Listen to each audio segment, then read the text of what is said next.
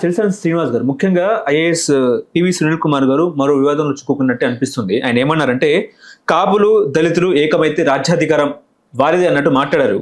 కాపులు సీఎం అవ్వాలి, deputy CM పదవేమో దళితులకు ఇవ్వాలని చెప్పేసి కూడా ఆయన వ్యాఖ్యలు. దాని మీద డిప్యూటీ స్పీకర్ రఘురామకృష్ణంరాజు ఫైర్ అయ్యారు. ఆయన కేంద్రానికి లేఖ రాశారు. అదేవిధంగా సర్వీస్ రూల్స్ బ్రేక్ అన్నట్టు కూడా ఆయన మాట్లాడారు. నిజంగా ఈ పరిణామాలు ఎట్లా చూసుకోవచ్చు?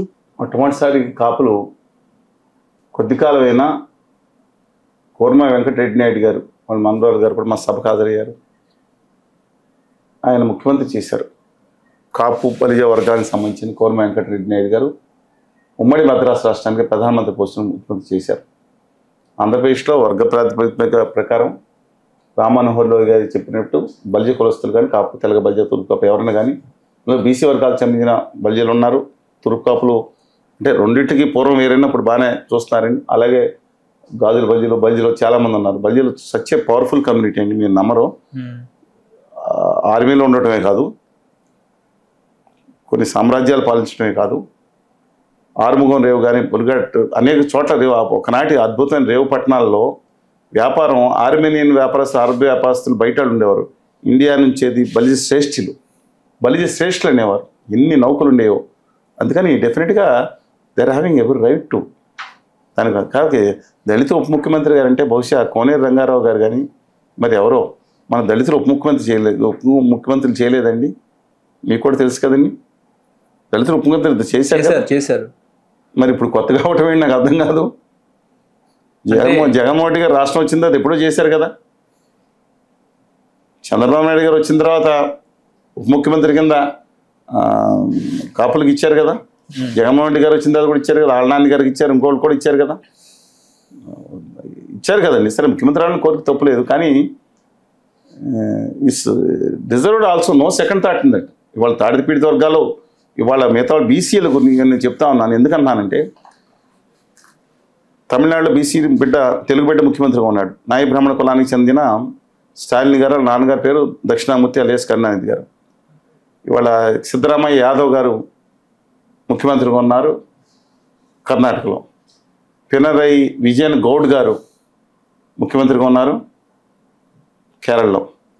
పాండిచ్చేరిలో మత్స్యకార బిడ్డ రంగస్వామి గారు ముఖ్యమంత్రిగా ఉన్నారు.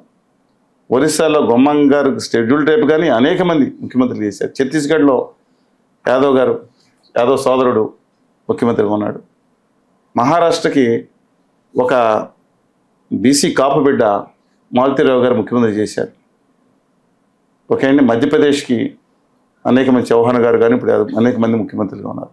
అంటే ఆంధ్రప్రదేశ్ రాష్ట్రం చుట్టుపక్కల ఉన్న అన్ని చోట ముఖ్యమంత్రులు బీసీలు అయ్యారు. ఆంధ్రప్రదేశ్ కొద్ది కాలానికన్నా ఉమ్మడి ఆంధ్రప్రదేశ్ కానీ బ్రాహ్మణులు ముఖ్యమంత్రి చేశారు అనేక సార్లు. ఉమ్మడి రాష్ట్రానికంటే ప్రకాశం గారు, మన రాజగోపాలాచారి గారు, బూరుగుల రామకృష్ణరావు గారు తెలంగాణకి ఉమ్మడి రాష్ట్రానికి పివి నరసింహరావు గారు చేశారు, చాలామంది చేశారు. వైసీపీ ప్రముఖులు ముఖ్యమంత్రిగా చేశారు. విలమలో అనేక మంది ముఖ్యమంత్రి చేశారు. తెలంగాణకి ఆంధ్రప్రదేశ్ ఉమ్మడిగా తెలంగాణ నుంచి వచ్చి మద్రాసు రాష్ట్రంలో స్థిరపడిన పనగల రామణయ్య గారు ముఖ్యమంత్రిగా చేశారు. తెలంగాణ ప్రాంతాల నుంచి వచ్చి ఆంధ్రప్రదేశ్ స్థిరపడ్డాడు ముఖ్యమంత్రి చేశారు. తెలంగాణ పూర్వీకులు రాజకోట నుంచి వచ్చిన వాళ్ళలో బొబ్బిలి వాళ్ళు కానీ వారు కానీ ముఖ్యమంత్రిగా చేశారు. కమ్మాస్ బొల్లేని మున్సామి నాయుడు గారు 1931 ముఖ్యమంత్రి చేశారు. తర్వాత రామారావు గారు చేశారు. ఎస్సీల్లో మాల కులస్తులు ముఖ్యమంత్రి, నాకు అర్థం కాదు, మాల కులస్తులు ముఖ్యమంత్రి చేయలేదా? దామోదర సంజీవ్ గారు ఎవరండి? అంటే జ్ఞాపకశక్తి మనకేమైనా తక్కువగా ఉందా? ప్రజలకు తక్కువగా ఉందా? ఈ రాష్ట్రానికి ఆంధ్రప్రదేశ్ రాష్ట్రానికి ముఖ్యమంత్రిగా ఒక మాల కులస్తుడు, అద్భుతమైన మానవతావాది, దేశం గర్వించదగ్గ గొప్ప ఒక యోధుడు, అవమానాలు పాల్పడ్డా సరే మా రామకృష్ణ మా అల్లు సత్యనారాయణ గారు మద్దతు ఉంటే ఉండొచ్చు. అత్యంత అవమానాలు పడ్డ దాని గురించి ఎందుకు మాట్లాడారు? ఎవరు హేయంలో పడ్డాడు? కుల వివక్షత ఎదుర్కొన్నాడే. ఇంత పుస్తకం ఉంది ఆయన మీద. నరకయాత్ర అనిపించి నిలబడ్డాడే ఆయనే కదా. కాపులకి మళ్ళీ బీసీ స్టేటస్ కల్పించమని చెప్పి ఆ ఎస్సీలకు పదోన్నతి కల్పించి దాని గురించి మాట్లాడతాను నోరు రాదు ఎవరికి? నేను అడుగుతున్నానండి. చరిత్రని చెవిలో పెడదామా?